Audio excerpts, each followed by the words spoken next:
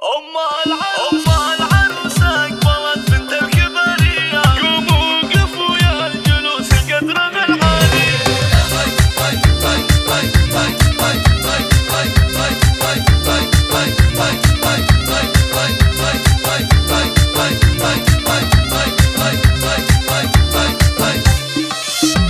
أم العروسة أقبلت بنت الكبارية، قوموا وقفوا يا الجلوس القدر الكل يضرب لها سلام وتحية واستقبلنها على تقدير وجلالي. تستاهل ارقى المراسم الملوكية، هذا ام خالد على العنين تنشالي، هذا ام خالد على العنين تنشالي. هبات حضور ومكانه غير عادية، ام خالد الفارقة في كل الاحوال. اجزال بيوت الشعر لرضاها مبنية، ومقامها فوق كل المدح لو طالي. ام خالد اللي لها قدر واهمية، شيخه وبوصوفها مضرب للامثال، شيخه وبوصوفها مضرب للامثال. الغالية والاصيلة والسنافية، معدن ذهب والذهب طول المدى غالي. سنين تغلى الكرم والمرجلانية، وابوها ينشهر بطيب الافعال.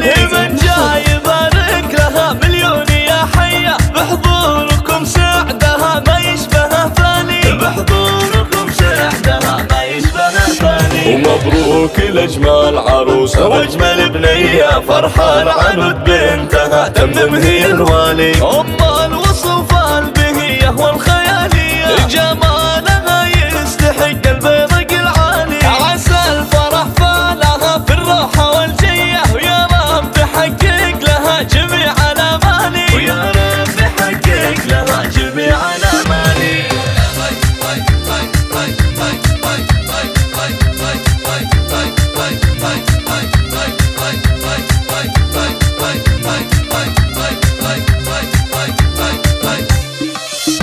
أم العروسة أقبلت بنت الكبارية، قوموا وقفوا يا الجلوس القدر العالي. الكل يضرب لها سلام وتحية واستقبلنها على تقدير وجلالي. تستاهل ارقى المراسم الملوكية، هذا ام خالد على العنين تنشالي، هذا ام خالد على العنين تنشالي. هبات حضور ومكانه غير عادية، ام خالد الفارقة في كل الاحوال. اجزال بيوت الشعر لرضاها مبنية، ومقامها فوق كل المدح لو طالي. ام خالد اللي لها قدر واهمية، شيخه وبوصوفها مضرب للامثال، شيخه وبوصوفها مضرب للامثال. الغالية والاصيلة والسنافية، معدن ذهب والذهب طول المدى غالي. سنين تغلى الكرم والمرجلانية، وابوها ينشهر بطيب الافعال.